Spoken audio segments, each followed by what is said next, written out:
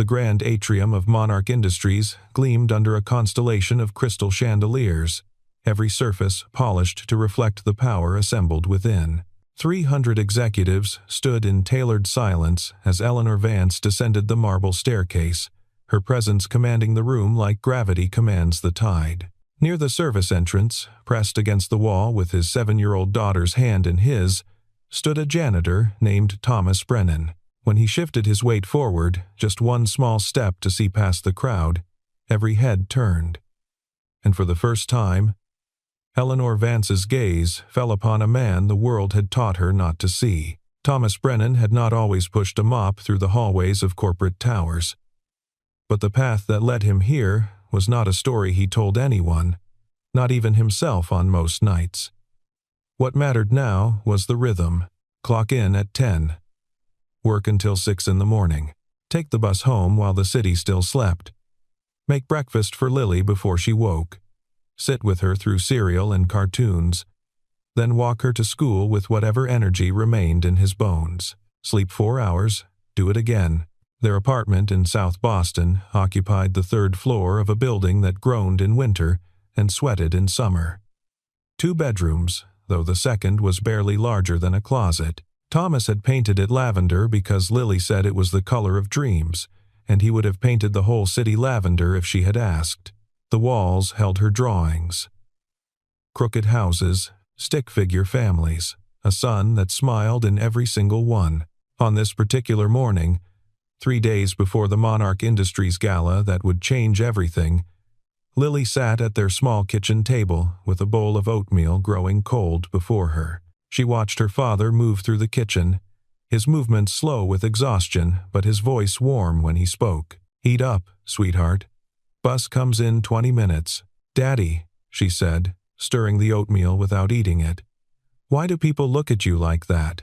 Thomas paused at the sink. "Like what?" "Like at the grocery store yesterday. That lady looked at you like you were doing something wrong. But you were just buying milk." He turned, drying his hands on a dish towel that had seen better years. The question sat between them, honest and terrible in the way only a child's question can be. Thomas knelt beside her chair, bringing himself to her eye level. "Some people," he said carefully, "they see the uniform before they see the person.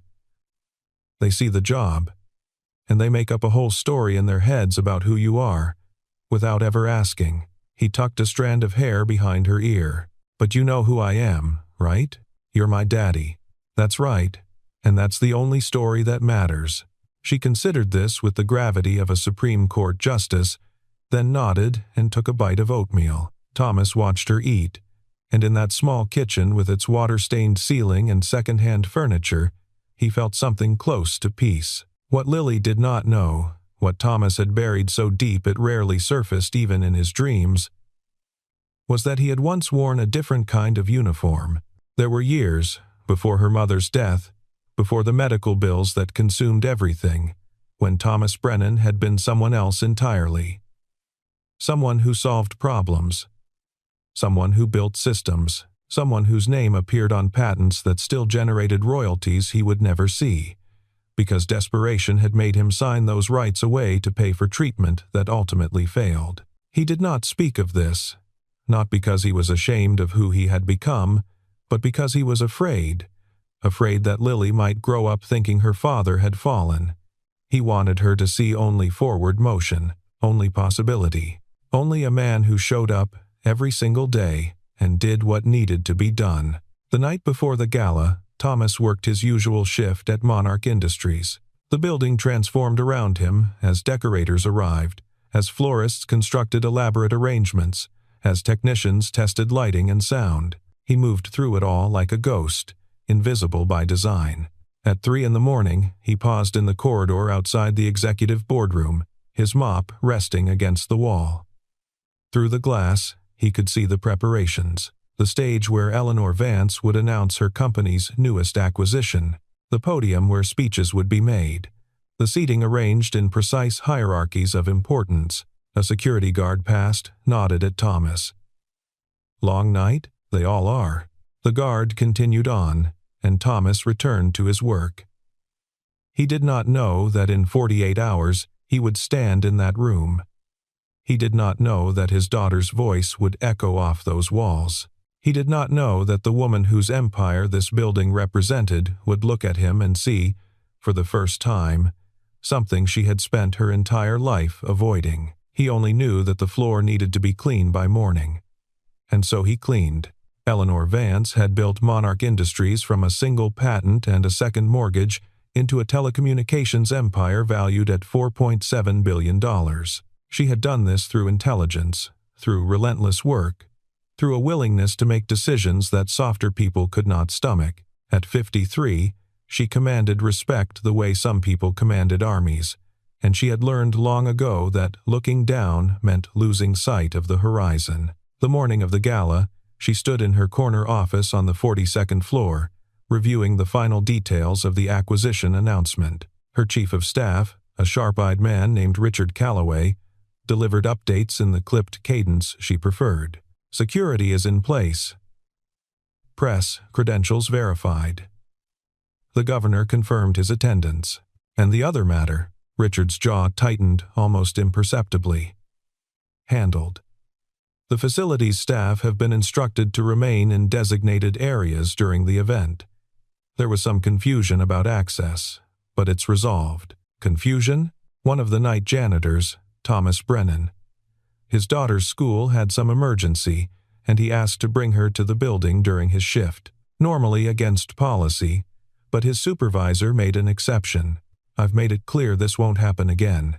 Eleanor turned from the window. A child in the building? Briefly, during non-business hours. It won't affect the gala. She studied Richard for a long moment. He had been with her for 7 years, had proven himself invaluable in managing the countless details that powered an empire. But lately, she had noticed something in him, an edge, a willingness to cut corners that hadn't been there before. Fine, she said, just ensure everything runs smoothly. Always. What Eleanor did not know, could not have known, was that Richard's interest in Thomas Brennan had nothing to do with a child in the building. 3 weeks earlier, Richard had made a mistake. A significant financial irregularity had appeared in the accounts he managed, the result of a personal investment gone catastrophically wrong. To cover it, he had needed to create a paper trail that led somewhere, anywhere, other than himself. Thomas Brennan, with his night shifts and his access to every floor of the building, had provided the perfect target. Richard had carefully planted evidence, doctored security logs, created a narrative of petty theft that would, if discovered, point directly at the janitor who moved through Monarch Industries like a shadow. At 2 o'clock in the afternoon, the gala began. The atrium, filled with bodies and expensive fabrics, with voices practiced in the art of saying nothing important, with the particular energy of people who believed they mattered more than most. Thomas should not have been there. His shift had ended at 6 that morning, but Lily's school had closed unexpectedly, a water main break flooding half the building, and he had nowhere else to bring her. His supervisor, a decent man named George, had bent the rules. "Stay in the back," George had said. "Keep her quiet. I'll cover for you." So Thomas stood near the service entrance, Lily's hand in his, watching a world that operated on principles entirely foreign to his own. Lily watched too, her eyes wide at the chandeliers, the flowers, the women in gowns that probably cost more than her father earned in a year. "It's like a princess movie," she whispered. "It's like something," Thomas agreed. When Eleanor Vance descended the staircase, the room went silent. She moved with the kind of certainty that comes from decades of being proven right, and when she reached the podium, every camera in the room focused on her face. Lily tugged at Thomas's sleeve. "Is she the princess? She's the boss. Of what? Of all of this?" Then it happened. Lily spotted someone across the room, a catering staff member holding a tray of appetizers. Her hand slipped from Thomas's grip as she moved forward, fascinated by the tiny foods arranged like art. Thomas stepped after her, one small step, and in doing so, moved out of the shadows and into the light. The room did not fall silent. Eleanor did not stop her speech. But Thomas felt eyes turning, felt the weight of judgment from those nearest to him. A janitor, in uniform, at a corporate gala, with a child? Richard Calloway appeared beside him within moments. "You need to leave." "Now. I'm just getting my daughter. This is a private event. Staff are not permitted." The exchange was quiet, but not quiet enough. People were watching now. Thomas saw Eleanor pause mid-sentence, her gaze sweeping the back of the room, finding the source of the disturbance. "Daddy?" Lily had returned to his side, sensing the tension. Richard's voice dropped to a hiss. "I don't care what arrangement you made with your supervisor. This is inappropriate. You're embarrassing yourself. You're embarrassing the company." Thomas felt the old familiar weight. The understanding that in certain spaces, he was not a person but a problem to be solved. He had learned, long ago, to swallow this weight, to let it pass through him without leaving marks. "We'll go," he said quietly. But Richard was not finished. He was thinking of the evidence he had planted, the investigation that would soon begin. The need to establish Thomas as exactly the kind of person who would cause problems. "This is typical," Richard said, loud enough for nearby guests to hear. "No judgment, no consideration. This is why certain people remain where they are." The words hung in the air. Lily looked up at her father, confusion and hurt mixing in her eyes. She had understood, perhaps for the first time, that the look she had asked about at breakfast was not an accident. It was a system. Thomas squeezed her hand. "Come on, sweetheart." They walked toward the exit, and the gala resumed behind them as if they had never been there at all. Eleanor Vance returned to her speech. The audience returned to their performance of attention, and in the corner of the atrium, a 7-year-old girl learned that the world could be very cold to the people she loved most.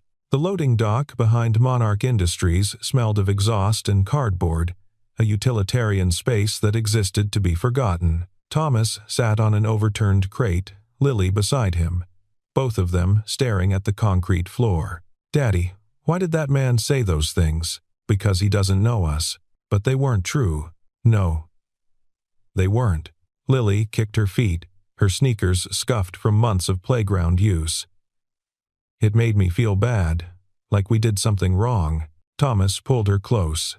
"You didn't do anything wrong, not one single thing. Neither of us did. Then why do we have to leave?" It was the question he could not answer. Not honestly. Not without explaining the mechanisms of power to a child who still believed in fairness, who still drew suns that smiled. "Sometimes," he said carefully, "people with a lot of power make rules that protect their own world, and when someone from outside that world comes in, even by accident, it reminds them that there's a whole lot of life they're not paying attention to. That makes them uncomfortable. And uncomfortable people sometimes act ugly." Lily considered this. "Is the boss lady uncomfortable? Maybe. I don't know." "She looked at you," Lily said. "When we were leaving. She looked right at you." Thomas had felt it, that brief moment when Eleanor Vance's eyes had found him in the crowd. He had expected dismissal, maybe annoyance. What he had seen instead was harder to name, something closer to recognition, as if she had seen not just a janitor causing a disturbance, but a specific human being with a specific face. "Come on," he said. "Let's go home." But they would not make it home. Not yet. Inside, the gala had progressed to the portion of the evening where speeches gave way to mingling, where deals were made in corners and futures were decided over champagne. Eleanor moved through the crowd with practiced grace, accepting congratulations, fielding questions, maintaining the performance of control that had defined her public life. But something had shifted. That moment in the back of the room had lodged in her like a splinter. The child's face, the man's quiet dignity, the way Richard had spoken to them. She found Richard near the bar. The disturbance earlier. What exactly happened? Minor issue. A maintenance worker brought his child to the building against policy. Handled it how? Richard's smile was practiced.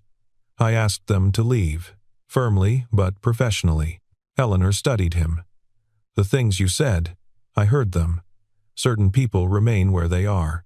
I was frustrated. It won't happen again. She might have let it go. She had let many things go over the years, small cruelties that accumulated like sediment at the bottom of any large organization. But tonight, for reasons she could not quite articulate, she did not want to let it go. Find out who they are, she said. The man and the child. I want their names. Richard's expression flickered. Is that really necessary? I'm not asking you to investigate them. I'm asking you to identify them. Is that a problem? No. Of course not. He walked away, and Eleanor returned to the gala. But the celebration felt different now.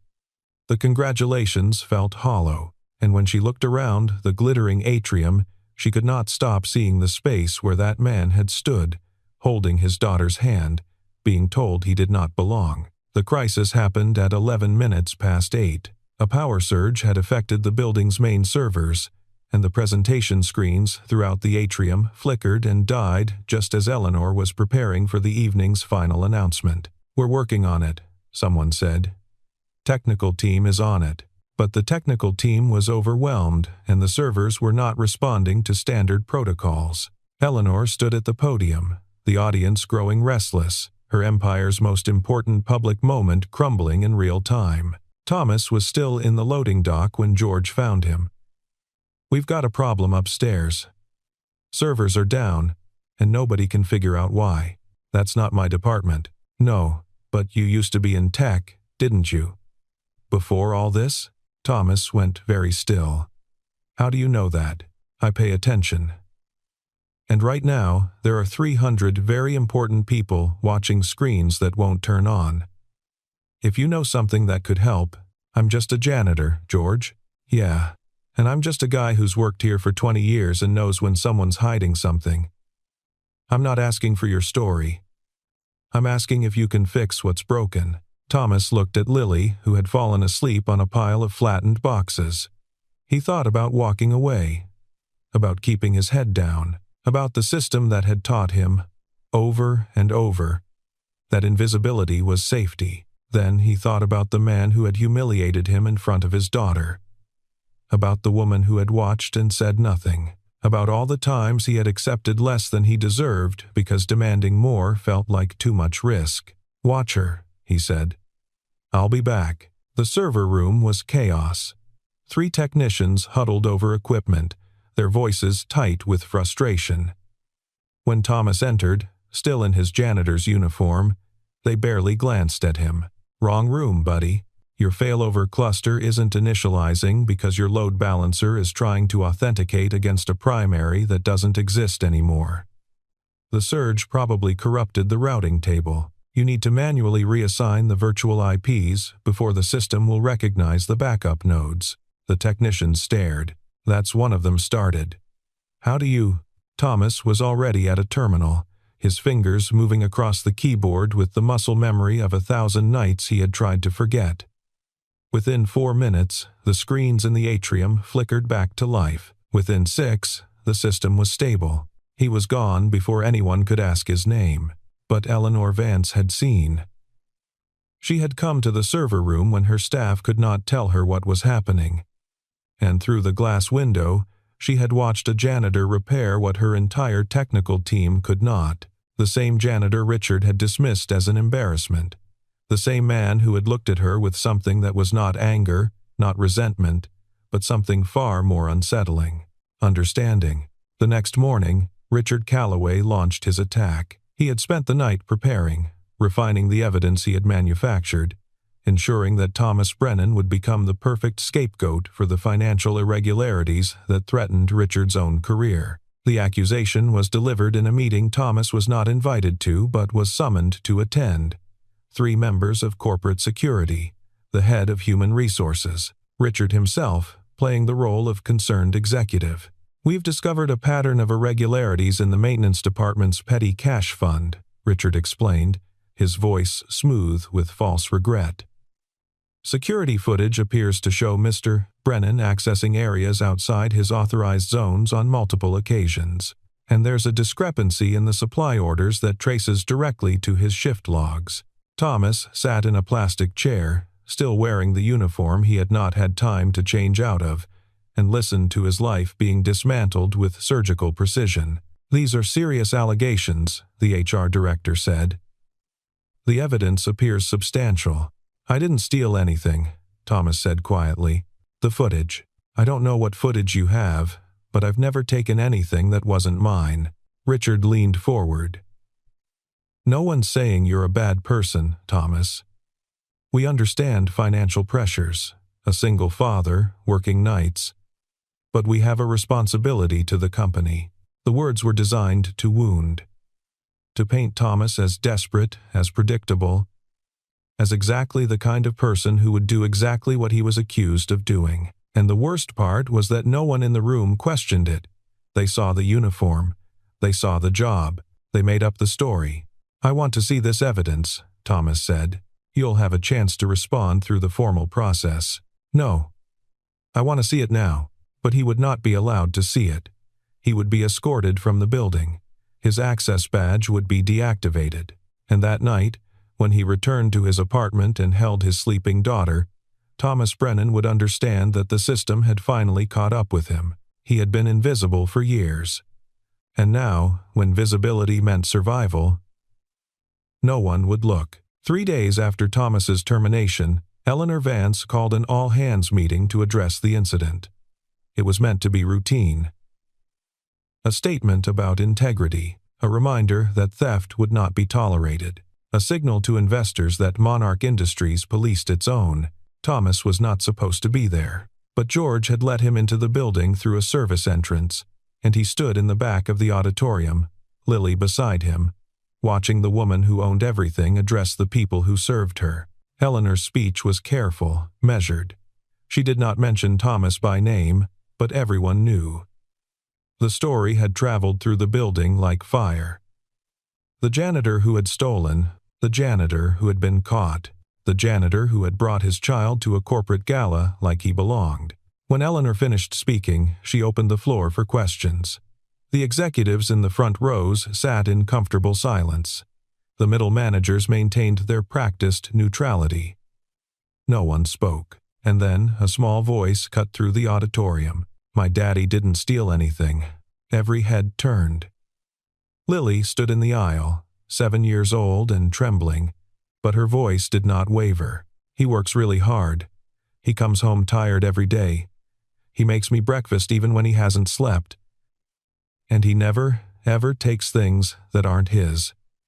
He told me that's what honest people do." The silence that followed was absolute.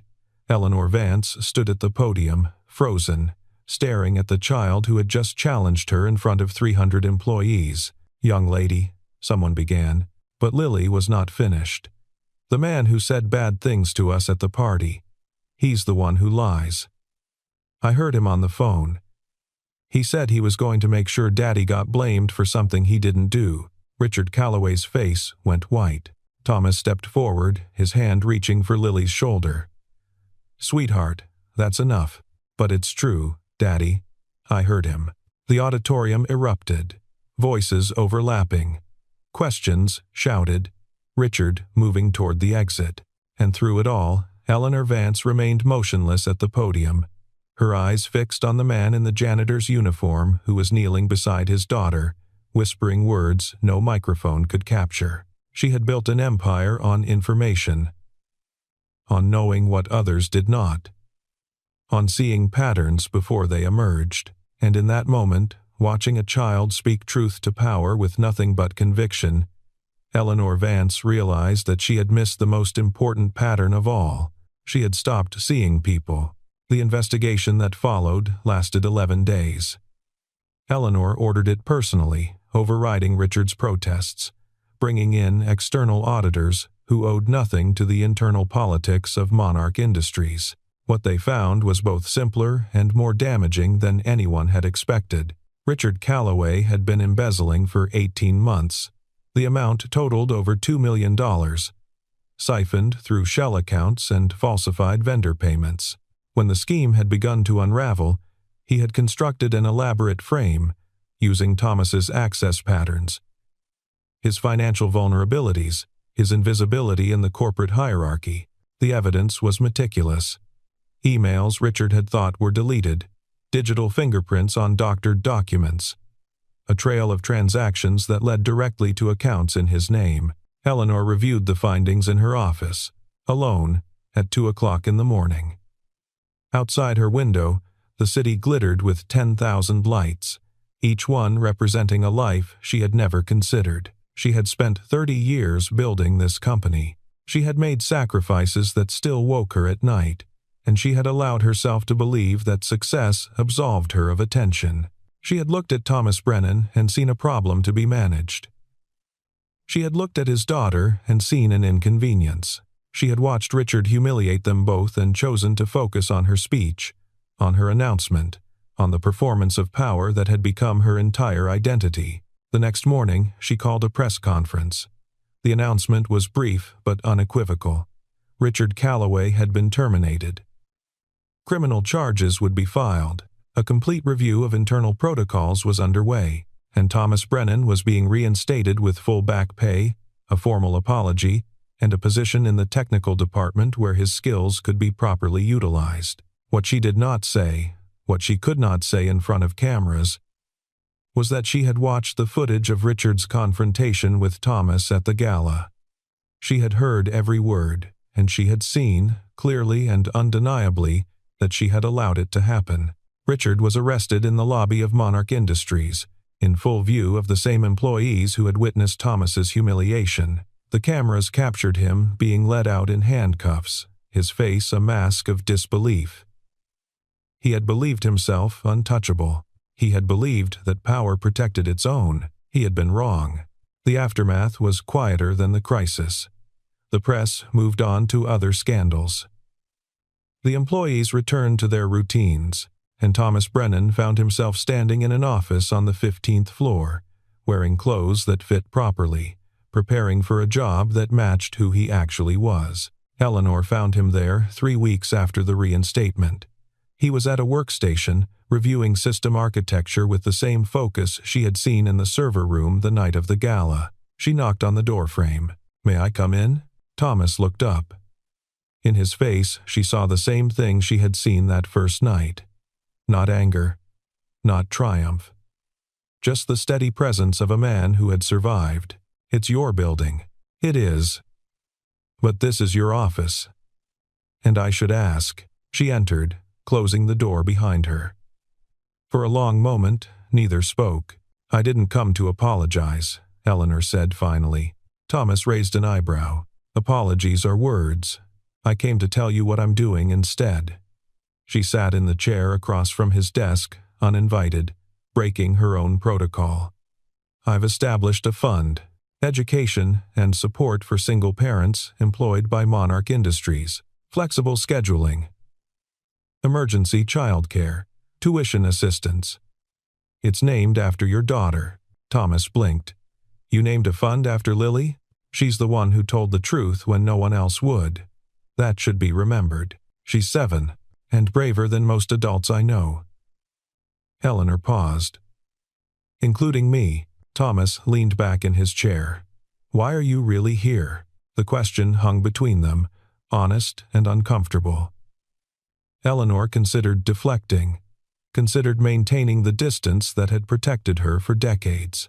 But something had shifted in those 11 days of investigation, in those sleepless nights reviewing evidence that proved her blindness. "Because I saw you," she said, "in the server room, in the loading dock, in the auditorium when your daughter spoke. I saw you, and I realized that I have spent my entire career training myself not to see, not to notice, not to let myself be touched by the lives of the people who make all of this possible." She gestured at the building around them. "I don't know how to undo that, but I know I want to try." Thomas was quiet for a long time. When he spoke, his voice was gentle. "That man, Richard, he said something that night. About certain people remaining where they are. About judgment and consideration. He met Eleanor's eyes. He was wrong about me, but I'm wondering if maybe you've been wrong about yourself too, thinking that where you are means you can't see anyone else. Eleanor felt something crack in her chest, a wall she had built so gradually she had forgotten it was there. I have a daughter, she said. Did you know that? She's 31 now.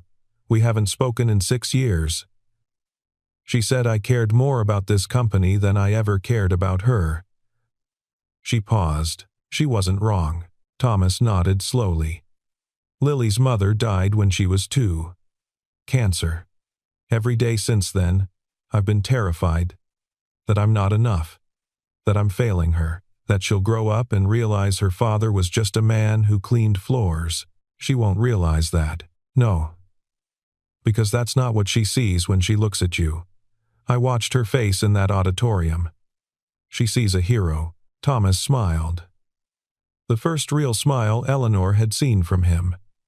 She sees her dad. That's all I ever wanted to be.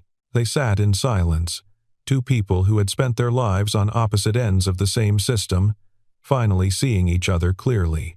I don't know what happens next, Eleanor said. Neither do I, but I'd like to find out. If you're willing, Thomas considered her. Considered the woman who had watched him be humiliated and said nothing. Considered the woman who had torn apart her own company to find the truth. Considered the possibility that people could change, that systems could shift, that the walls between worlds were not as permanent as they seemed. Lily has a school play next week, he said. She's playing a tree. It's not a big part, but she's been practicing her leaf waving for a month. Eleanor laughed, surprising herself. A tree? She says trees are important. They give everyone oxygen. She's not wrong. She usually isn't. Thomas paused. You could come, if you wanted.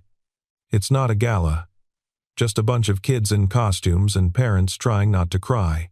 Eleanor thought of the events she attended, the galas and fundraisers and corporate retreats, the performances of importance that had defined her life. I would like that, she said. Very much. 1 month later, on a Saturday morning in early spring, Thomas and Lily and Eleanor walked through Boston Common.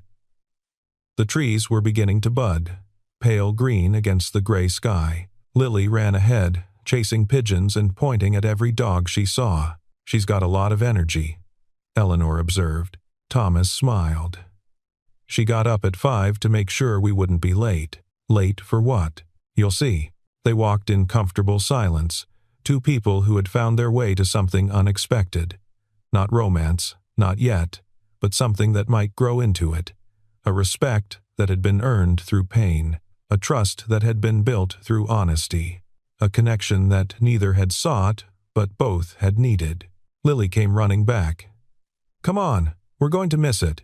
She grabbed Eleanor's hand with the same ease she grabbed her father's, pulling them both toward a small crowd gathered near the pond. Thomas caught Eleanor's eye and shrugged. She read about it somewhere, insisted we come. The crowd was watching the swans. Every spring, the swan boats returned to Boston Common, and every spring, families gathered to see them. It was a small thing, a tradition, a moment that most people would forget by afternoon. But Lily stood at the edge of the water, her eyes wide, and Eleanor understood why they had come. My mom used to bring me here, she said quietly. When I was small, before everything, I had forgotten. Thomas put his hand on her shoulder. Some things are worth remembering. The first boat glided out onto the water, and the crowd applauded. Lily cheered. Eleanor felt something warm in her chest, something she had spent decades trying not to feel. Hope. She looked at Thomas. At the man who cleaned in silence, who raised his daughter alone, who had been broken by a system that was supposed to protect him.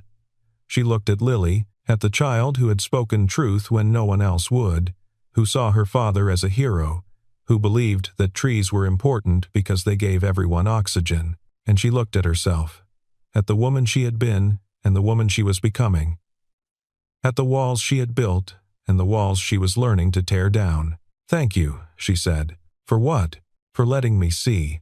Thomas smiled. It was the same smile he gave Lily when she asked hard questions, patient and kind and absolutely certain. "You always could," he said.